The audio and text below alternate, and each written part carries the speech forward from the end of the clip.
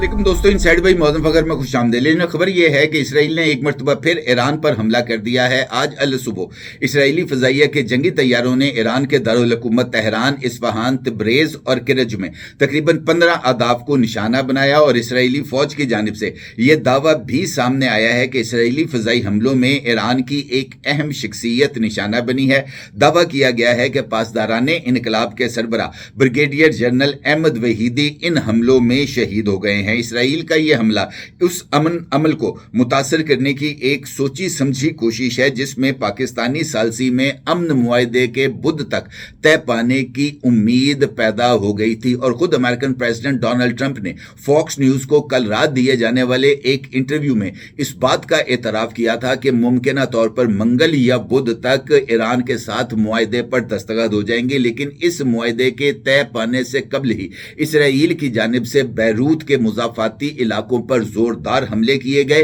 फजाई हमले किए गए, मिसाइल बरसाए गए, बमबारी की गई, जिसके नतीजे में मुतअद्दिद अफराद लेबनान के दारुल हुकूमत बैरूत के मुजाफात में वो मारे जा चुके हैं। और बैरूत पर हमला इनफैक्ट ईरान की जानिब से रेड लाइन करार दिया गया था और इसराइल ने बैरूत के मुजाफाती इलाकों पर हमले करके इनफैक्ट ईरान की इस रेड लाइन को अबूर कर दिया, जिसके बाद कल रात इस बात का फैसला किया गया ईरान की लीडरशिप की जानिब से कि लेबनान पर होने वाले हमलों को जवाब दिया जाएगा, क्योंकि ईरान ये समझता है कि अबूरी सीज फायर का मुआहदा जो कि पाकिस्तान की कोशिशों से तय पाया था, उसके अंदर जंग सिर्फ ईरान के महाज पर बंद नहीं होनी थी बल्कि वो तमाम महाज जो कि एक्टिव थे वहां पर भी इसराइल की जानिब से हमलों को रोके जाना तय था। लेकिन इसराइल ने तयशुदा जो एग्रीमेंट था उससे इनहराफ करते हुए न सिर्फ लेबनान पर हमले किए, हजारों जो लेबनानी हैं उनको मौत के घाट उतारा, बल्कि जमीनी फौज भी लेबनान के अंदर दाखिल कर दी। और अमेरिकन प्रेसिडेंट ट्रंप की जानिब से बारहा इंतबाह के बावजूद भी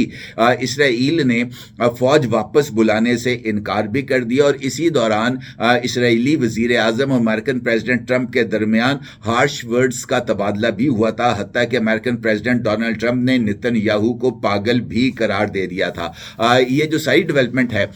इसके बाद कल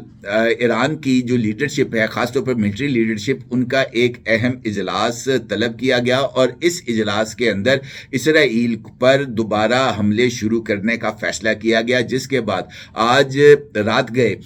इसराइल के शुमाली शहरों पर जो मिसाइल्स और ड्रोन अटैक्स थे इस ईरान की जानिब से वो किए गए। पासदाराने इनकलाब की तरफ से एक बयान इन हमलों के बाद जारी किया गया, जिसमें इसराइल पर हमलों का एतराफ करते हुए कहा गया कि लेबनान और खास तौर पर बैरूत के नवा में इसराइली हमलों के रद्दे अमल में ईरान ने इसराइल पर मिसाइल्स और जो ड्रोन्स हैं वो फायर किए हैं। और कहा गया है कि हमारे मिसाइल्स और ड्रोन्स ने इसराइल के शुमाली शहरों को निशाना बनाने के लिए मरबूत और शदीद हमला किया है। यह कार्रवाई कोई आर्जी वाकया नहीं बल्कि मुसलसल हमलों के एक मुकम्मल हफ्ते का आगाज है। पासदाराने इनकलाब की जानिब से जारी किए जाने वाले बयान में कहा गया है कि एक हफ्ते तक अब ईरान की जानिब से इसराइल के खिलाफ जो कार्रवाई है वो जारी रहेगी। इसराइल पर मुसलसल ड्रोन्स और मिसाइल्स की जो लहरें हैं वो दागी जाएंगी और ये कार्रवाई 7 दिन तक 24 घंटे तक जारी रहेगी। ईरान की जानिब से जो मिसाइल अटैक्स हैं उसके बारे में मुख्तलिफ वीडियोस इस वक्त सोशल मीडिया पर वायरल हैं, जहां पर इसराइली शहरों में जोरदार धमाके होते हुए दिखाई दे रहे हैं। अलबत्ता इसराइली फौज की जानिब से यह दावा किया गया है कि ईरान की जानिब से जो मिसाइल्स इसराइल पर फायर किए गए थे उनको आयरन डूम ने इंटरसेप्ट कर लिया है, लेकिन ईरान ने मिसाइल्स को इंटरसेप्ट करने का जो इसराइली क्लेम है उसको रद्द कर दिया है। अब से कुछ देर कबल यह खबर भी सामने आई थी कि यमन से भी जो मिसाइल्स हैं वो इसराइल की जानिब फायर किए गए हैं और फिर इसराइली फौज की जानिब से ये ऐलान सामने आया कि ईरानी मिसाइल अटैक्स के जवाब में इसराइल ईरान के ऊपर फजाई हमले कर रहा है। और फिर इसराइली दावा के सामने आने के बाद ईरान के दारुल हुकूमत तेहरान, इस्फहान, کرج اور تبریز میں زوردار دھماکوں کی آوازیں سنی گئیں اور اسرائیلی فوج کی جانب سے یہ اعلان کیا گیا کہ اسرائیل کی جانب سے ایران میں 15 فوجی اہداف کو نشانہ بنایا گیا ہے اور اسرائیل کی جانب سے بھی ایران پر زوردار حملے جاری رکھنے کا اعلان کیا گیا ہے۔ اس کا مطلب یہ ہے کہ اسرائیل اور ایران کے درمیان جنگ میں باضابطہ طور پر آغاز ہو گیا ہے، لیکن اس جنگ میں امریکن پریزیڈنٹ ڈونلڈ ٹرمپ کے مطابق امریکہ شامل نہیں ہوگا اور یہی اس صورتحال کا سب سے امپورٹنٹ ٹرننگ پوائنٹ ہے۔ ان سائٹ دیکھنے والے میرے ریگولر ویورز اس خبر سے بخوبی آگاہ ہیں جو میں نے 3 روز قبل آپ کے ساتھ شیئر کی تھی۔ میں نے آپ کو بتایا تھا کہ اسرائیل اور ایران کے درمیان جو جنگ ہے وہ آلموسٹ طے ہے، البتہ اس جنگ میں اس مرتبہ امریکہ شامل نہیں ہوگا۔ ایران اور اسرائیل گزشتہ برس جو 12 روزہ جنگ تھی اسی فارمولے کے مطابق ایک دوسرے کے اوپر حملہ آور رہیں گے اور امریکہ واضح طور پر اس بات کا اظہار کرے گا کہ چونکہ امریکہ ان حملوں میں شامل نہیں ہے لہذا مڈل ایسٹ میں وہ تمام فوجی اڈے جو امریکہ کے زیر استعمال ہیں ان کو ایران کی جانب سے ٹارگٹ نہ کیا جائے، اور بالکل ایسا ہی ہوا۔ امریکن پریزیڈنٹ ڈونلڈ ٹرمپ کی جانب سے ایران کی جانب سے جو میزائل اسرائیل پر فائر کیے گئے تھے اس کے فوری بعد یہ سٹیٹمنٹ سامنے آئی کہ ایران کی جانب سے جو میزائل فائر کیے گئے ہیں اسرائیل اس کا جواب نہ دے، اور انہوں نے ایران کو یہ مشورہ دیا کہ وہ فوری طور پر مذاکرات کی میز پر واپس آئے۔ امریکن پریزیڈنٹ نیتن یاہو نے مختلف جو جرنلسٹ ہیں جس میں اسرائیل کے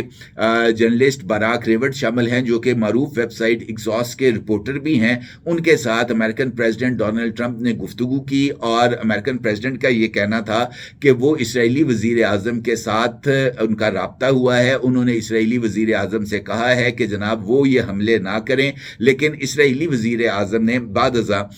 جو خبر سامنے آئی اس کے مطابق اسرائیلی وزیر اعظم نے امریکن پریزیڈنٹ ڈونلڈ ٹرمپ کو کہا کہ وہ جواب ڈیفینیٹلی دیں گے، جس کے رد عمل میں امریکن پریزیڈنٹ ڈونلڈ ٹرمپ نے نیتن یاہو کو واضح طور پر یہ پیغام دیا کہ ایران کے خلاف اب یہ جو کارروائی اسرائیل کرنے جا رہا ہے وہ اس میں امریکہ کی کسی مدد کی امید نہ رکھے۔ امریکن پریزیڈنٹ ڈونلڈ ٹرمپ سے یہ وابستہ جو الفاظ ہیں یہ مختلف امریکی چینلز اور اسرائیلی چینلز سے نشر بھی کیے گئے ہیں، یعنی اس کو رپورٹ بھی کیا گیا ہے اور کہا گیا ہے کہ امریکن پریزیڈنٹ ڈونلڈ ٹرمپ نے کہا ہے کہ اب اسرائیل کے ساتھ اس موجودہ جو کارروائی ہے اس کے دوران ویسا ہی رویہ اختیار کیا جائے گا جیسے امریکہ کے گزشتہ 47 سابق صدور کی جانب سے روا رکھا گیا، یعنی اسرائیل کی جانب سے کسی بھی جارحانہ قدم کی توثیق نہیں کی جائے گی امریکہ کی جانب سے۔ یہ بڑی امپورٹنٹ ڈیولپمنٹ ہے، البتہ ایران کی جانب سے اس ڈیولپمنٹ کو رد کر دیا گیا ہے۔ ایران کا یہ ماننا ہے کہ اسرائیل جو ہے اس کے لبنان پر حملے انفیکٹ امریکہ کی پشت پناہی سے ہوئے، امریکہ کی جانب سے اسرائیل کو گرین سگنل دیا گیا اور اس گرین سگنل کی بدولت ہی لبنان پر اٹیک کیے گئے، اور پھر اسرائیل کی خودسری اتنی زیادہ بڑھ گئی کہ اسرائیل نے امریکن پریزیڈنٹ ڈونلڈ ٹرمپ کے اس واضح تنبیہ کے بعد کہ بیروت پر حملے نہیں کیے جائیں گے اور جو فوجی لبنان میں اسرائیل کے داخل ہو چکے ہیں ان فوجیوں کو واپس وڈرا بھی کیا جائے گا، اسرائیل نے امریکن پریزیڈنٹ ٹرمپ کے اس ہدایت کو جوتے کی نوک پر رکھا۔ اب اس کے بعد صورتحال بدل گئی ہے، باضابطہ جنگ کا آغاز ہو گیا ہے۔ اسرائیل نے ایران پر اور ایران نے اسرائیل پر نہ صرف حملے کر دیے ہیں بلکہ ان حملوں کو جاری رکھنے کا اعلان بھی کیا ہے۔ اب اس صورتحال میں جو موجودہ حالات میں جو سوال سب سے زیادہ اہمیت کا حامل ہے وہ یہ ہے کہ کیا ان حملوں کے باوجود بھی ایران امریکہ امن معاہدے کے لیے مذاکرات جاری رہیں گے، اور دوسرا سوال ہے کہ کیا ایران امریکہ کی جانب سے اس واضح اعلان کہ وہ ان کارروائیوں میں شامل نہیں ہے کیا وہ مڈل ایسٹ کے مختلف ممالک کو نشانہ بنائے گا۔ اب یہاں پر صورتحال میں ایک ٹوسٹ ہے، ट्विस्ट ये है कि अब से कुछ देर कबल सऊदी अरेबिया का जो एक शहर है वहाँ पर जो ख़तरे के सायरन हैं वो बजाए गए हैं और सऊदी अरब की जानिब से ये अलर्ट जारी किया गया कि सऊदी अरब पर अटैक होने वाला है, लेकिन बाद अज़ां जो गवर्नर थे उनकी जानिब से इस ऐलान को विड्रॉ कर लिया गया, जबकि मिडिल ईस्ट के तमाम ममालिक बिलखुसूस मुत्तहिदा अरब अमारात, कुवैत, बहरीन और कतर जो हैं यहाँ पर हिफाजती इंतज़ामात को सख्त कर दिया गया है। मिडिल ईस्ट के अंदर इस वक्त मुख्तलिफ जो ममालिक हैं जिसमें कतर, कुवैत और बहरीन शामिल हैं, इन्होंने अपनी एयर स्पेस को बंद कर दिया है। ये जो कमर्शियल परवाज़ें हैं, मुसाफिर बरदार परवाज़ें, इनको मिडिल ईस्ट के अंदर दाखिल होने से रोक दिया गया है। तेहरान के इमाम खुमैनी इंटरनेशनल एयरपोर्ट पर भी इसराइल की जानिब से हमलों का ऐलान सामने आया है और उसके साथ साथ मुझे ऐसे लगता है कि जो हालात हैं वो अब कुछ ज़्यादा शदीद होने जा रहे हैं और इस कार्रवाई यानी इसराइल की जानिब से इन हमलों के आगाज़ पर जो ईरान के वज़ीर ख़ारजा हैं जनाब अब्बास अराक़ची, उन्होंने तुर्क वज़ीर ख़ारजा जनाब हकान फ़िदान, उसके साथ साथ कतरी वज़ीर ख़ारजा, फ्रांसीसी वज़ीर ख़ारजा के साथ टेलीफोनिक कॉन्वर्सेशन की है। बाद अज़ां कतरी वज़ीर ख़ारजा की सऊदी वज़ीर ख़ारजा के साथ भी जो है वो टेलीफोनिक राब्ता हुआ है और अब्बास अराक़ची साहब की जानिब से पाकिस्तान के फ़ील्ड मार्शल सैयद आसिम मुनीर साहब के साथ भी टेलीफोनिक राब्ता हुआ है, जिसमें रीजन की मौजूदा सूरत हाल के बारे में तबादला ख्याल किया गया है। अहम मेरे नज़दीक इशू ये है कि क्या इस कशीदगी के दौरान भी ये जो डिप्लोमेटिक कोशिशें हैं ये जारी रहेंगी, और ये मामला मुझे ऐसा नहीं लगता। मुझे ऐसे लगता है कि इसराइल ने जिस स्पॉइलर के रोल का अपने लिए इंतखाब किया था, इसराइल अपने इस स्पॉइलिंग अमल के अंदर जो है वो आगे बढ़ चुका है।